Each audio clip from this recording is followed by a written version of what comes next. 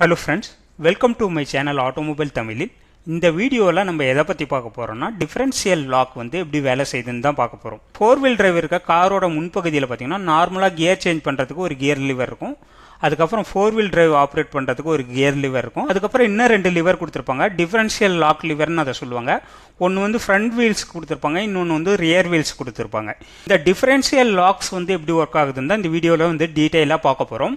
ஒரு 4 wheel drive car எடுத்துட்டிங்கன்னா அந்த காரில் வந்து முதல்ல இன்ஜின் இருக்கும், அதுக்கப்புறம் வந்து டிரான்ஸ்மிஷன் இருக்கும், அதுக்கு அடுத்தது டிரான்ஸ்ஃபர் கேஸ்ன்னு ஒரு மெக்கானிசம் இருக்கும். இந்த மெக்கானிசம் தான் வந்து கியர் பாக்ஸ்லேருந்து வர பவர் வந்து ஃப்ரண்ட் வீலுக்கும் ரியர் வீலுக்கும் தனித்தனியாக பிரித்து கொடுக்கும். இந்த டிரான்ஸ்ஃபர் கேஸ் மெக்கானிசத்துலேருந்து ஒரு ப்ரொப்பல்லர் ஷாஃப்ட் வந்து ரியர் ஆக்சிலில் இருக்க டிஃபரன்ஷியலோட கனெக்ட் ஆகிருக்கும்.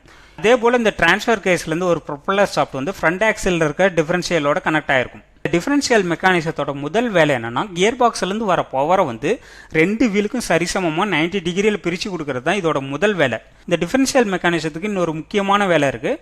நம்ம காரை வந்து ஒரு வளைவில் திருப்பும் போது இன்னர் வீல் வந்து குறைந்த தொலைவு தான் ட்ராவல் ஆகும், அதே போல் அவுட்டர் வீல் வந்து அதிக தொலைவு வந்து ட்ராவல் ஆகும். அப்போ இந்த டிஃபரன்ஷியல் மெக்கானிசம் என்ன பண்ணுன்னா இன்னர் வீலை வந்து மெதுவாக சுற்ற வைக்கும், அவுட்டர் வீல் வந்து வேகமாக சுற்ற வைக்கும். அப்போ தான் நம்ம இந்த டர்னை வந்து கரெக்டாக திருப்ப முடியும். 4 வீல் டிரைவ் காரை வந்து 4 வீல் டிரைவ் மோடில் போட்டு ஓட்டும் போது என்ன நடக்குன்னா இந்த கியர் பாக்ஸ்லேருந்து வர பவரை வந்து இந்த டிரான்ஸ்ஃபர் கேஸு ரியர் வீல் டிஃபரன்ஷியலுக்கும் அனுப்பும், ஃப்ரண்ட் வீல் டிஃபரன்ஷியலுக்கும் அனுப்பும்.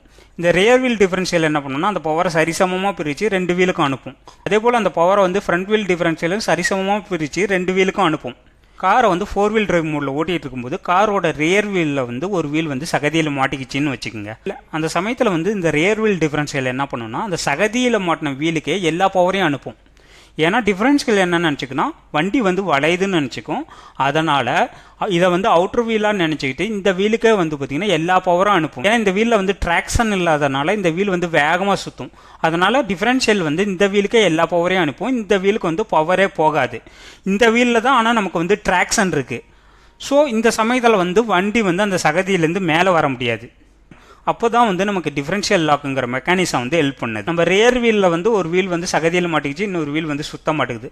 அந்த சமயத்தில் நம்ம வண்டியில் இருக்க ரியர் வீல் டிஃபரன்ஷியல் லாக்கை வந்து நீங்கள் என்கேஜ் பண்ணும்போது அது என்ன பண்ணுன்னா இந்த டிஃபரன்ஷியலோட ஒரு ஃபங்க்ஷனை வந்து லாக் பண்ணிடும்.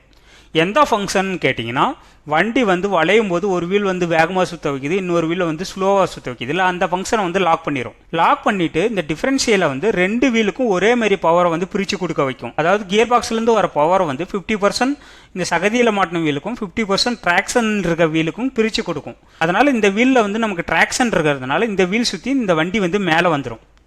வண்டி மேலே வந்ததுக்கப்புறம் நீங்கள் அந்த டிஃபரன்ஷியல் லாக்கை வந்து டிஸ்என்கேஜ் பண்ணிடணும். ஃப்ரண்ட் வீலோட ஒரு வீல் வந்து சகதியில் மாட்டிக்கிச்சு, ரியர் வீலில் இன்னொரு வீல் வந்து சகதியில் மாட்டிக்கிச்சு. அப்போது பார்த்தீங்கன்னா இந்த டிஃபரன்ஷியல் என்ன பண்ணணும்னா சகதியில் மாட்டின வீலுக்கு தான் ஃபுல் பவரையும் அனுப்பும். நார்மலாக ட்ராக்ஷன் இருக்க வீலு 2யுமே வந்து பவர் அனுப்பாது, 2மே சும்மா இருக்கும். இந்த 2 வீலும் சகதியில் மாட்டிட்டு வேகமாக சுற்றும். நிறைய இடத்துல நீங்கள் பார்த்துருப்பீங்க டயர் வந்து சும்மா சுற்றிட்டு இருக்கும், இன்னொரு வீல் வந்து ஃபிக்ஸ்டாக இருக்கும். அதுக்கு காரணமே இந்த டிஃபரன்ஷியல் மெக்கானிசத்தோட வளையும் போது ஒரு வீலை வேகமாக சுற்ற வச்சுட்டு ஒரு வீலை ஸ்லோவாக சுற்ற வைக்குதுல்ல, அந்த ஃபங்க்ஷன் தான். அதனால் இந்த சகதியில் மாட்டின வீலுக்கே எல்லா பவரும் போயிட்டுருக்கும். இப்போ பார்த்தீங்கன்னா ஃப்ரண்ட் வீலில் ஒரு வீலும் சகதியில் மாட்டிச்சு, ரியர் வீலில் ஒரு வீலும் சகதியில் மாட்டிச்சு. இப்போ வந்து நீங்கள் 2 டிஃபரன்ஷியல் லாக் லிவரையும் என்கேஜ் பண்ணிங்கன்னா வந்து 2 டிஃபரன்ஷியலும் லாக் ஆயிரும். 2 டிஃபரன்ஷியலும் 2 வீலுக்கு சரிசமமாக பவரை வந்து பிரித்து கொடுக்கும்.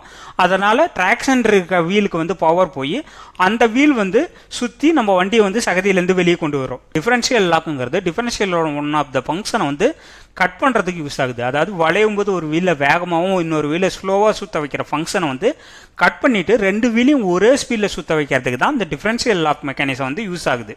இந்த வீடியோ வந்து உங்களுக்கு பிடிச்சிருந்துச்சுன்னா இந்த வீடியோக்கு ஒரு லைக் பண்ணுங்கள். என் சேனலில் இன்னும் சப்ஸ்கிரைப் பண்ணலைன்னா சப்ஸ்கிரைப் பண்ணுங்கள். அப்படியே உங்கள் ஃப்ரெண்ட்ஸுக்கு ஷேர் பண்ணுங்கள். ஏதாவது குறைகள் இருந்தால் கமெண்ட் செக்ஷனில் கமெண்ட் பண்ணுங்கள். தேங்க்யூ.